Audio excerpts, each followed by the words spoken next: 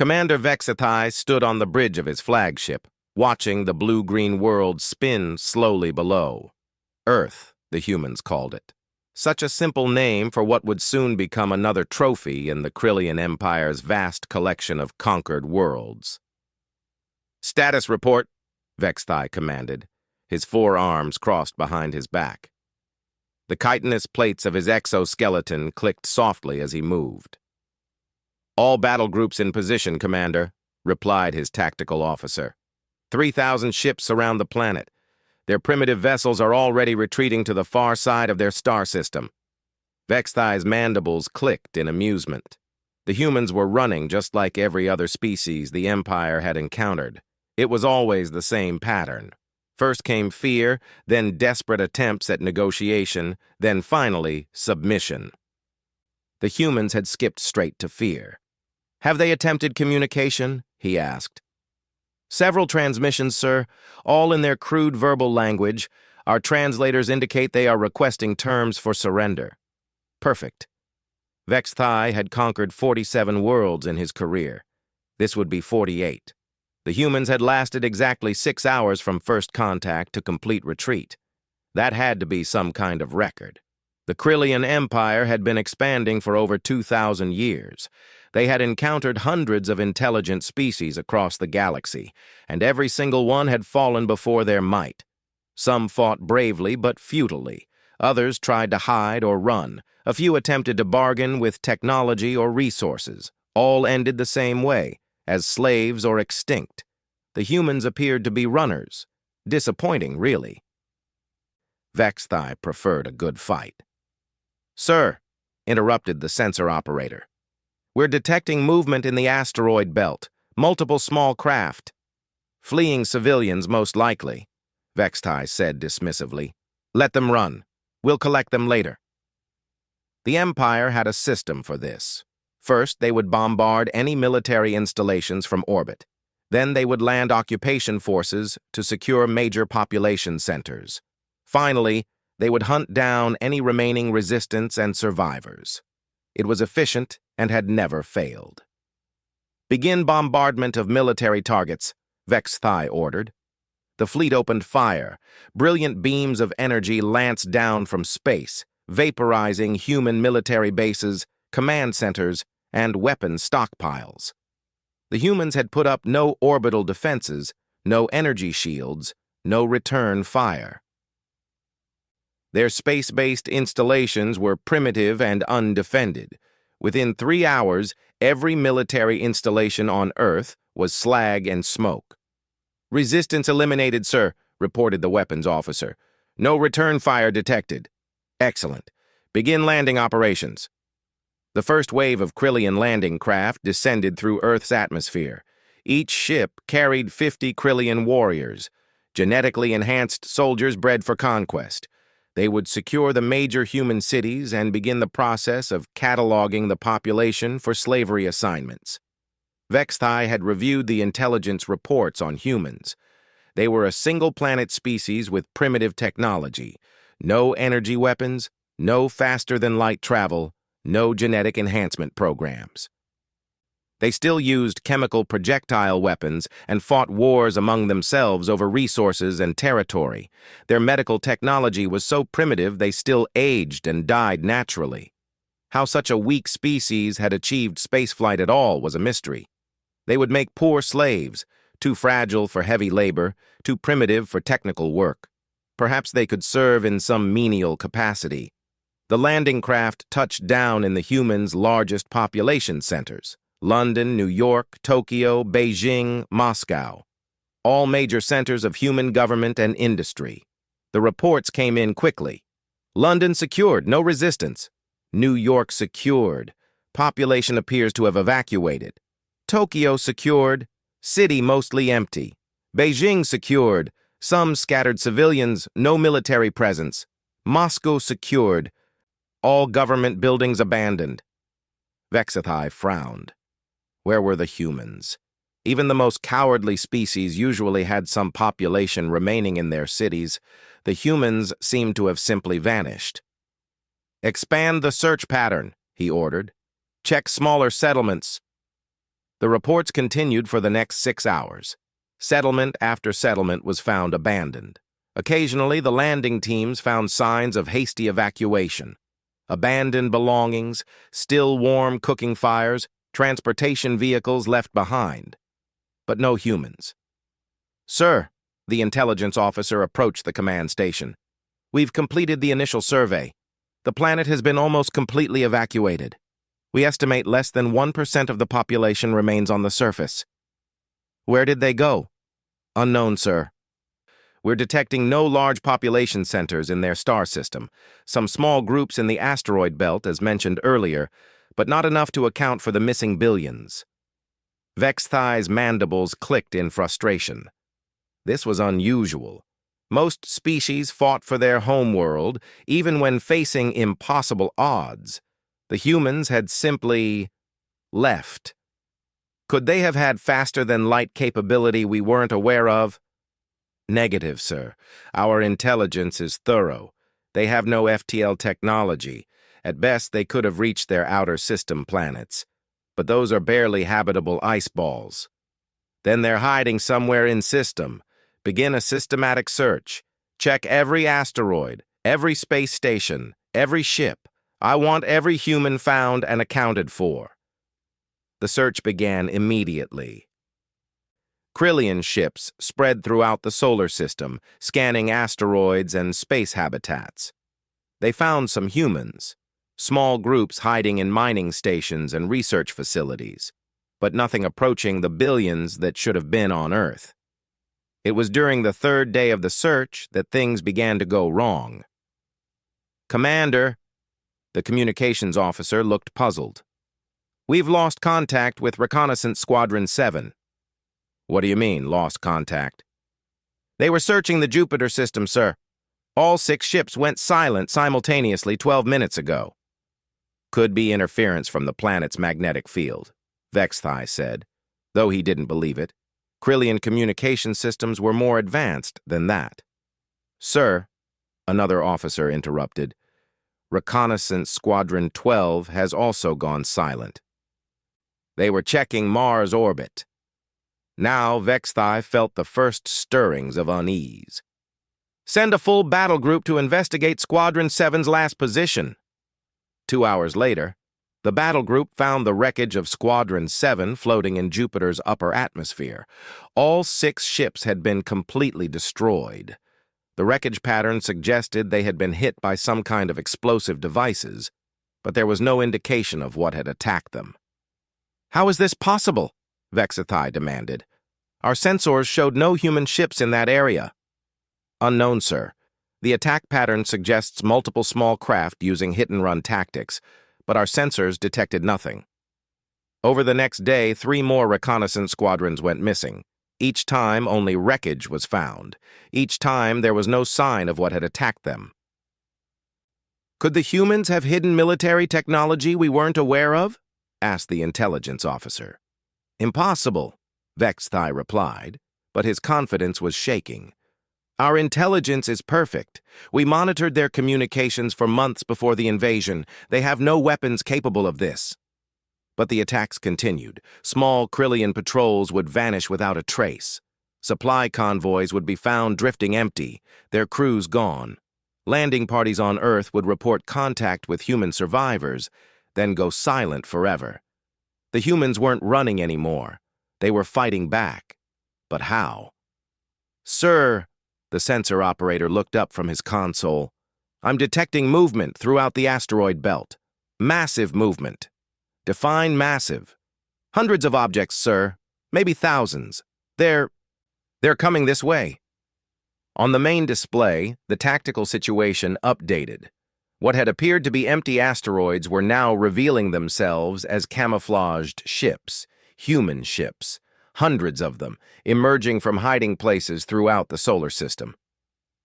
"How long have they been there?" Vexthai whispered. "Based on sensor analysis, since before we arrived, sir. They've been watching us." The human fleet wasn't running toward Earth. They were positioning themselves around the Krillian forces, surrounding them. Vexthai stared at the display in growing horror. The Krillians had 3,000 ships, but they were spread throughout the solar system, hunting for humans. The human fleet was concentrated, organized, and had been preparing for this moment. "All ships," Vexthai commanded, "return to Earth orbit immediately. Form defensive positions." But as his scattered fleet tried to regroup, the attacks intensified. Human ships appeared out of nowhere, struck with devastating effectiveness, then vanished again before the Krillians could respond. They used weapons the Empire had never seen before. Kinetic projectiles that moved at impossible speeds, explosive devices that seemed to bend space itself, energy weapons that cut through Krillian shields like they weren't there. "Sir," the intelligence officer's voice was shaking, "I think we made a mistake about these humans." "What do you mean?" "Their technology, sir. It's not primitive. It's just different. They've been hiding their capabilities." As if to prove the point, a flight of human fighters screamed past the flagship at speeds that should have been impossible for atmospheric craft. They moved like living things, dancing through Krillian fire with an agility that defied physics. "How are they doing that?" Vexthai demanded. "Unknown, sir. Their ships appear to be using some kind of localized space-time manipulation. Our computers can't track them." One by one, Krillian ships began to die. The humans fought like nothing the Empire had ever encountered. They used the environment, asteroids, planetary gravity wells, solar radiation, as weapons. They struck from unexpected angles with perfect coordination. They seemed to know exactly where every Krillian ship was at all times. "Sir," the communications officer looked up in panic, "the Second Fleet is requesting permission to retreat. They've lost 60% of their ships." "Retreat? We're the Krillian Empire. We don't retreat." But even as he said it, Vexthai knew they were in trouble, real trouble. The humans weren't just fighting back, they were winning. "Commander," the sensor operator called out, "massive energy readings throughout the system. I think the humans are preparing something big." On the display, energy readings spiked around every major human ship. Whatever they were planning, it was beyond anything in Krillian experience. "Sir," the intelligence officer spoke quietly, "permission to share a theory?" "Granted. I don't think the humans were running when we arrived. I think they were evacuating non-combatants. I think they were preparing for war." Vexthai looked around his bridge at the faces of his crew. For the first time in their lives, these soldiers of the Empire looked afraid. "You're saying this was a trap?" "No, sir. I'm saying this was a hunting ground, and we're the prey." As if summoned by his words, proximity alarms began screaming throughout the ship. On the display, human vessels materialized all around the Krillian flagship. They had been there all along, invisible to sensors, waiting for the perfect moment to reveal themselves. Vexthai realized with crystal clarity that he had made the greatest mistake of his career. He had assumed the humans were weak because their technology looked primitive. He had assumed they were cowards because they retreated from an overwhelming force. He had assumed they were beaten because they didn't fight like other species. He had been wrong about everything. The humans weren't primitive. They were cunning. They weren't cowards. They were tactical geniuses. They weren't beaten. They were hunters. And the Krillian Empire had just become their prey. The human ships struck like lightning given form.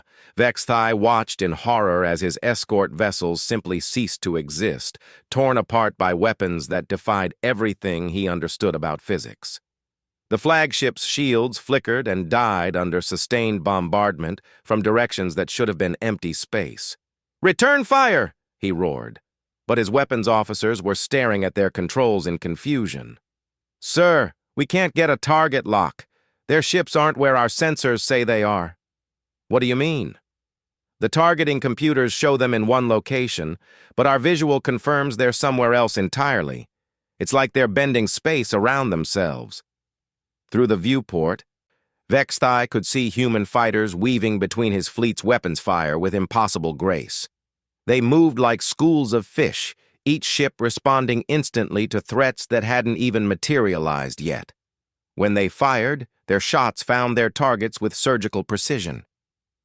"Tactical analysis," he demanded. The intelligence officer's voice was hollow. "Sir, preliminary data suggests the humans are using predictive combat algorithms combined with localized gravity manipulation. They're not just faster than us.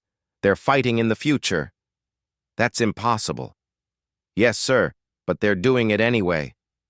The human assault was unlike anything in the Empire's military database.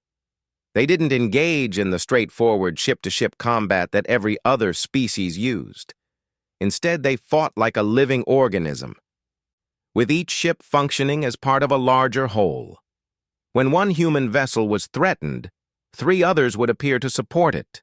When the Krillians tried to form defensive formations, the humans would strike from angles that shouldn't have existed.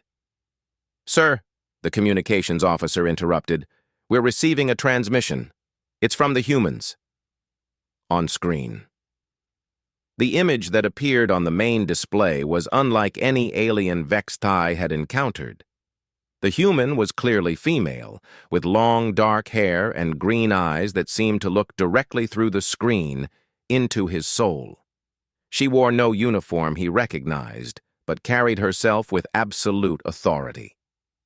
"Krillian forces," she said in perfect Krillian, her voice calm and controlled. "I am Admiral Sarah Chen of the Terran Defense Force. You have approximately 30 minutes to begin withdrawing from this system." Vexthai's mandibles clicked in rage. "You dare give ultimatums to the Krillian Empire! We have conquered 47 worlds. Your primitive species will be 48. The human's expression didn't change. "No, you won't. You cannot stop us. We have 3,000 ships." "Had," she corrected. "You currently have operational control of approximately 1,800 vessels. That number is decreasing rapidly." Vexthai checked his tactical display. She was right. How could she know his exact fleet strength? "You're monitoring our communications," he accused. "Among other things." Admiral Chen leaned forward slightly. "Commander Vexthai of the 7th Conquest Fleet, veteran of campaigns against the Talari, the Bixen Collective, and the unified worlds of Korath. Distinguished service record, 47 successful invasions." The fact that she knew his name and service history sent ice through his veins. "How do you know that?" "We know everything about you, Commander. We've been watching the Krillian Empire for over 200 of your years. We know about your conquest methods, your technology, your weaknesses. We know about the slave camps on Talari Prime. We know about the genocide on Bixen 7th. We know about the orbital bombardment of Korath's children's hospitals." Vexthai felt his world shifting beneath him. "Impossible. We would have detected your surveillance." "Would you?" Admiral Chen's smile was cold. "You detected nothing when we evacuated 8 billion people from Earth in 72 hours. You detected nothing when we positioned our entire fleet around you before you even arrived. You detected nothing when we destroyed 15 of your reconnaissance squadrons. Your detection capabilities are not as advanced as you believe. You're bluffing. If you had such capabilities, why didn't you stop our expansion centuries ago?" "Because we weren't ready. Now we are." The transmission cut off, leaving Vexthai staring at a blank screen. Around him, his bridge crew looked shaken. They had all heard the confidence in the human's voice, had all seen the cold calculation in her eyes. "Sir," the tactical officer spoke quietly, "long-range sensors are detecting massive energy buildups throughout the system. The humans appear to be charging some kind of weapon system. Show me." The display revealed the true scope of the trap the humans had laid. What Vexthai had assumed were hiding places for civilian refugees were actually military installations. Asteroid mining stations were revealed to be weapon platforms. Research outposts in the outer system were military bases. The humans hadn't evacuated their population. They had positioned it strategically. "How many installations?" he asked. "Counting now, sir. Initial estimates suggest over 10,000 discrete military positions." 10,000. The Krillians had walked into a system-wide fortress without realizing it. "Sir," the sensor operator's voice was tight with fear. "I'm reading massive movement from the Jupiter system. Ships, sir, lots of ships." On the display, a new fleet began to emerge from behind Jupiter's moons. These weren't the fighters and corvettes they had been facing. These were capital ships, massive vessels that dwarfed even the Krillian flagship. "Fleet composition?" Vexthai asked weakly. At least 500 capital ships, sir. Each one is larger than our dreadnoughts." The human fleet had been toying with them. Everything up to this point had been reconnaissance in force, probing attacks designed to test Krillian capabilities. Now, the real fleet was revealing itself. "Sir," the intelligence officer approached the command station. "I've completed analysis of the human weapons we've observed. The results are disturbing. Report. The kinetic projectiles they're using appear to be accelerated to approximately 30% of light speed using controlled gravity fields. The energy weapons are coherent plasma streams contained within localized space-time distortions. And the explosive devices, sir, I think they're using controlled antimatter reactions." "Antimatter? But the energy requirements—" "Yes, sir. Which means their power generation capabilities are far beyond our own." Vexthai looked at the tactical display. His fleet was scattered throughout the solar system, being systematically destroyed by an enemy he had grossly underestimated. The humans weren't just technologically superior. They had been planning this encounter for generations. "Sir, incoming transmission from the human admiral." On screen. Admiral Chen appeared again, but this time she wasn't alone. Behind her, Vexthai could see what appeared to be the bridge of a human capital ship. The scale was enormous. The room seemed to stretch for hundreds of meters, filled with personnel working at stations that hummed with barely contained energy. "Commander," she said, "your 30 minutes are up." "We will not retreat. The Empire does not surrender." "We're not asking you to surrender, Commander. We're telling you to leave. There's a difference." "You cannot force us to—" "Actually, we can." Chen gestured, and the display split to show tactical readouts. "We currently have targeting solutions on every ship in your fleet. Our weapons are locked and ready. You have two choices. Begin immediate withdrawal, or be destroyed." "You're bluffing. No species has ever developed weapons capable of—" The transmission cut off, and space itself seemed to scream. The human capital ships fired in unison. Beams of pure energy, each one containing more power than a small star, reached across the solar system in perfect synchronization. They didn't target the Krillian ships directly. Instead, they targeted empty space around the fleet. The effect was immediate and terrifying. Space itself began to fold and twist. Gravity waves rippled outward from the impact points, distorting the fabric of reality. Several Krillian ships, caught in the gravitational anomalies, were simply crushed out of existence. They're weaponizing space-time itself," whispered the science officer. "Sir," the communications officer called out in panic. "Fleets throughout the system are requesting immediate evacuation. The 3rd Fleet reports 60% casualties. The 5th Fleet is requesting permission to surrender." Vexthai stared at the display in numb shock. The Empire's most powerful fleet was being systematically annihilated by an enemy they hadn't even known existed a week ago. "Admiral Chen," he transmitted, "what do you want?" The human appeared on screen again. "Simple, Commander. We want you to leave. We want you to return to Imperial space. And we want you to carry a message." "What message?" Tell the Empire that humanity is no longer hiding. Tell them that their expansion has reached its limit. Tell them that any further aggression against inhabited worlds will be met with immediate retaliation. The Empire will not be intimidated by— Commander, Chen interrupted. In the last 45 minutes, we have destroyed or disabled over half your fleet without losing a single ship of our own. We have demonstrated weapons technology that your Empire cannot counter. We have shown tactical coordination that your military cannot match. What exactly do you think intimidation means? Vexthai looked around his bridge. His crew was staring at him with expressions that mixed fear, confusion, and something that looked suspiciously like relief. They wanted to leave. They wanted to run. For the first time in his military career, so did he. What guarantee do we have that you won't attack us during our withdrawal? None, Admiral Chen replied bluntly. You'll have to trust us. Just like every species you've conquered had to trust that you would honor your surrender terms. The parallel was not lost on Vexthai. The Empire had never honored surrender terms. Every species that had laid down arms had been enslaved or exterminated anyway. We will consider your terms. No, Commander. You'll accept them. Now. Chen's image leaned forward.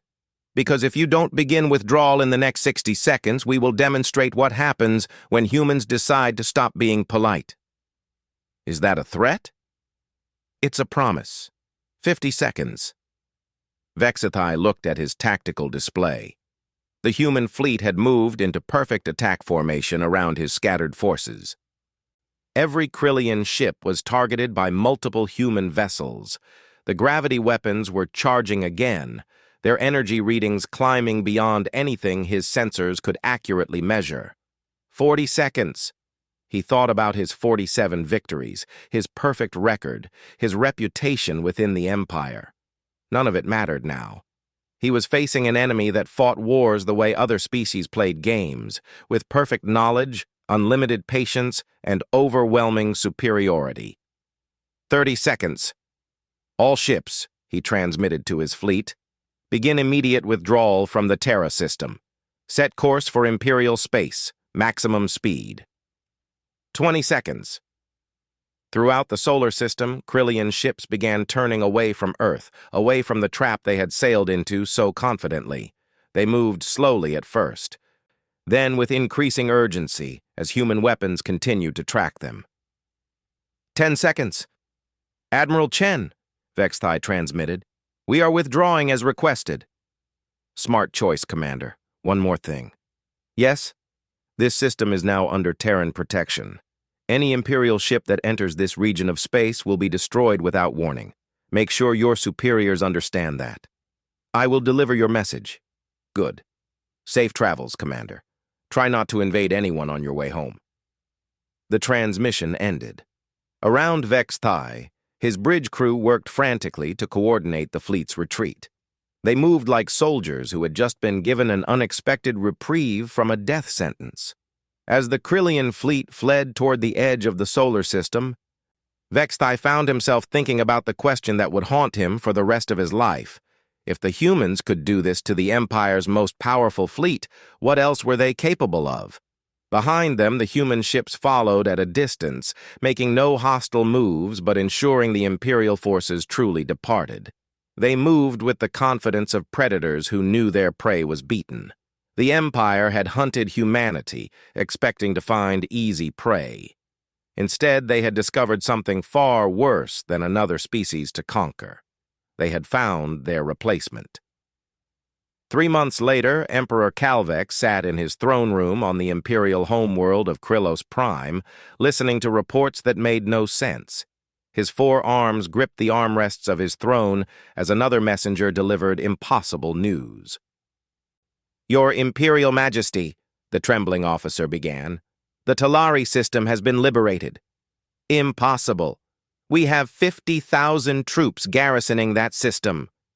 Had, Your Majesty. The humans, they appeared without warning. The entire garrison was defeated in 4 hours. Calvex's mandibles clicked in agitation. 4 hours. It took us 6 months to conquer the Talari. Yes, Your Majesty. But the humans, they fight differently. The Emperor had been receiving similar reports for weeks. Systems that had been under Imperial control for decades were suddenly free. Slave colonies were being liberated.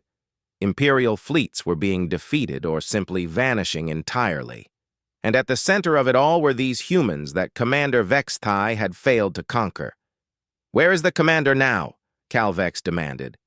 "Dead, Your Majesty. He took his own life rather than face execution for his failure." Coward.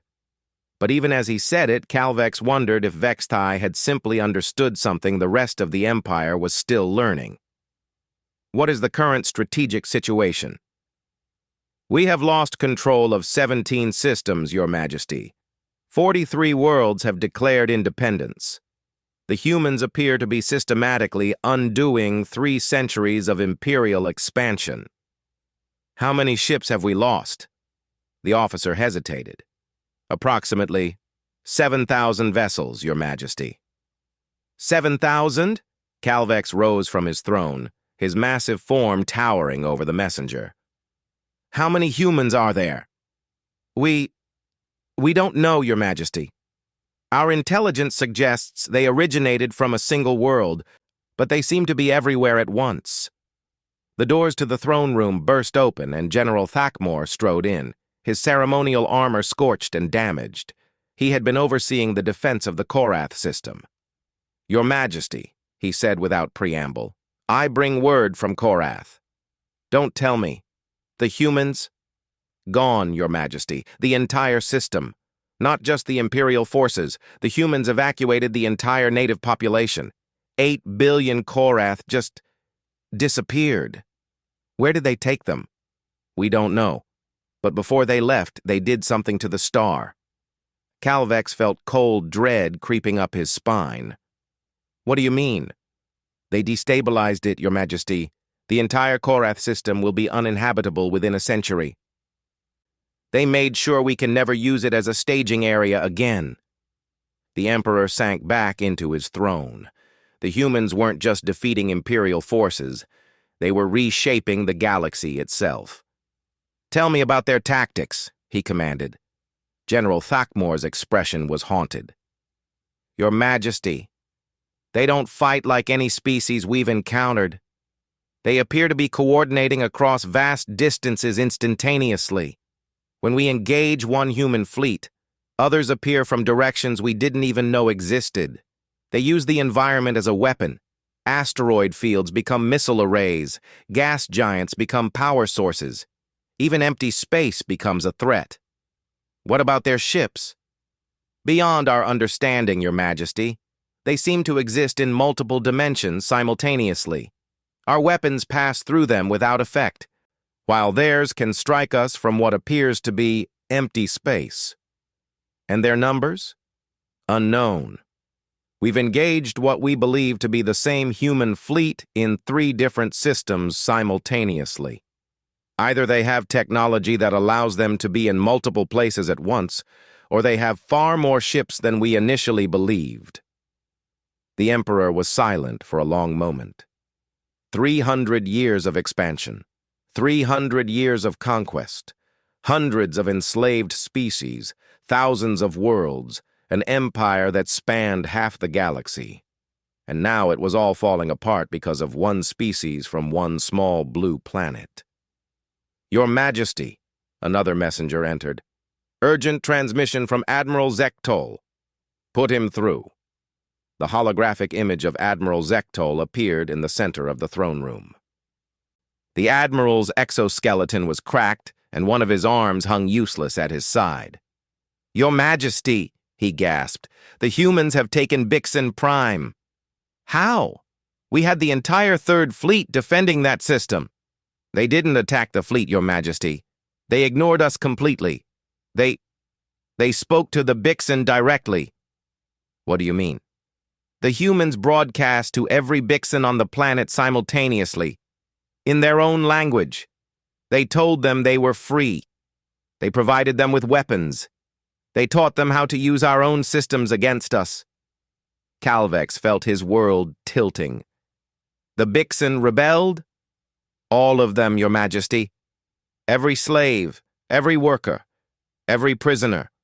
Within hours, they had taken control of the planet's defenses and turned them against us. Our own orbital platforms were shooting at us. Where is your fleet now? Destroyed, Your Majesty. The humans didn't need to fire a shot. The Bixen did it for them. The transmission ended, leaving the throne room in stunned silence. The Emperor looked around at his advisors, his generals, his ministers. He saw fear in every face. They're not just defeating us, he said slowly. They're turning our own conquests against us. Your Majesty, the intelligence minister stepped forward. We've received additional information about human capabilities. The report is troubling. More troubling than what we've already heard? Yes, Your Majesty. We believe the humans have mastered faster-than-light communication. They can coordinate actions across the entire galaxy in real time. They also appear to have technology that allows them to predict our movements with perfect accuracy. How is that possible? We don't know, Your Majesty, but they seem to be fighting us from the future. Before the Emperor could respond, alarms began blaring throughout the palace. The lights dimmed, then brightened again, as emergency power systems activated. What is happening? Calvex demanded. A palace guard rushed into the throne room. Your Majesty, ships have appeared in orbit. They're human ships. Here? At Krylos Prime? How did they penetrate our defenses? They didn't penetrate them, Your Majesty. They bypassed them entirely. Our sensors showed empty space one moment and human warships the next. The Emperor looked up at the ceiling, as if he could see through it to the ships above. The Imperial homeworld. The heart of the Empire, the most heavily defended planet in the galaxy, and somehow the humans were here. Your Majesty, the communications officer spoke quietly. We're receiving a transmission. From the humans? Yes, Your Majesty. They're requesting permission to land. Requesting? Their exact words were, requesting permission to come aboard for a diplomatic meeting. They seem to want to talk. Calvex almost laughed. After months of systematic destruction of his empire, the humans wanted to talk. Put them through. The holographic display activated again, and for the first time, Emperor Calvex came face to face with a human. The being was smaller than he had expected, with pale skin and dark hair. She wore a simple uniform with no visible weapons, but her presence filled the throne room with quiet authority. Emperor Calvex, she said in perfect Imperial, I am Admiral Sarah Chen of the Terran Federation. Thank you for agreeing to speak with us. You have destroyed my empire, he said bluntly.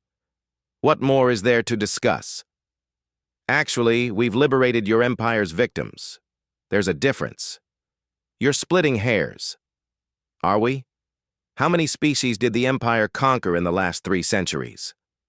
Calvex considered refusing to answer, then decided there was no point in secrets now. 147. All enslaved or exterminated? It was necessary for order and yes or no, Emperor? Yes. Admiral Chen nodded. We've liberated 112 of those species so far. The remaining 35 are already in the process of gaining their independence. Your empire is finished. So what now? Do you plan to conquer the galaxy yourselves? No. We plan to go home. Calvex blinked in confusion. What? We're going home, Emperor. Back to Earth. We never wanted an empire. We just wanted you to stop taking other people's. You could rule the galaxy. Your technology, your coordination abilities. Could, yes. We'll know. We've seen what empires do to their subjects. We've seen what they do to their emperors. Admiral Chen looked directly at him. When was the last time you were truly happy, Emperor? The question caught him off guard. When had he last been happy? before the crown, before the weight of ruling hundreds of worlds, before the constant pressure of expansion and conquest? "You're offering me terms?" he asked. "We're offering everyone terms. The Krillian people can keep their homeworld and their colonies, the ones they settled rather than conquered. They can develop their technology, explore space, build a civilization. They just can't enslave others anymore. And if we refuse, then you'll discover what happens when humans stop being polite." The tone was matter-of-fact, but the threat was unmistakable. Calvex had seen the reports of human weapons that could destabilize stars. They could end his species with a thought. "What guarantee do I have that you won't change your minds? What stops you from conquering us later?" "The same thing that stopped us from conquering you first. We don't want to. We want to explore, to learn, to grow. We want to meet new species as equals, not subjects." "Why should I believe you?" Admiral Chen gestured, and the holographic display changed to show images from across the galaxy. Liberated worlds, species celebrating their freedom, former imperial slaves learning to govern themselves, ruined worlds being rebuilt with human assistance. "Because we've already proven it, Emperor. We could have destroyed every imperial world by now. Instead, we've helped them rebuild. We could have enslaved the Krillian people. Instead, we're offering you a choice." Calvex stared at the images. Hundreds of worlds he had conquered, now free. Species he had enslaved, now rebuilding their civilizations. And at the center of it all, humans working alongside former enemies to create something better. "The galaxy will never be the same," he said quietly. "No, it won't. It will be better." "How can you be so certain?" "Because for the first time in 3 centuries, every species in this galaxy will have a choice about its own future. That's always better than the alternative." The Emperor looked around his throne room at the symbols of imperial power, the banners of conquered worlds, the tribute from enslaved species, the weapons that had enforced his will across half the galaxy. All of it suddenly seemed small and meaningless. "Admiral Chen," he said finally, "what happens to me?" "That depends, Emperor. What do you want to happen?" "I want—" He paused, surprised by his own answer. "I want to see what we could have been if we hadn't spent 3 centuries at war." Admiral Chen smiled. "Then you'll get your chance. The galaxy is a big place, Emperor. There's room for everyone to find their own path." As the transmission ended, Calvex sat alone on his throne and thought about the future. For the first time in his life, it was a future full of possibilities rather than conquests. Outside, human ships waited patiently in orbit, their presence a reminder that the age of empires was over. The hunters had become the hunted, and the hunted had chosen mercy over vengeance. In the end, that choice would change everything. The galaxy belonged to all its children now, and humanity would make sure it stayed that way. Not through conquest, but through the simple promise that no one would ever be enslaved again. The Empire had hunted humanity, expecting to find prey. Instead, they had found teachers. And the greatest lesson of all was that true strength wasn't measured in the worlds you conquered, but in the worlds you set free.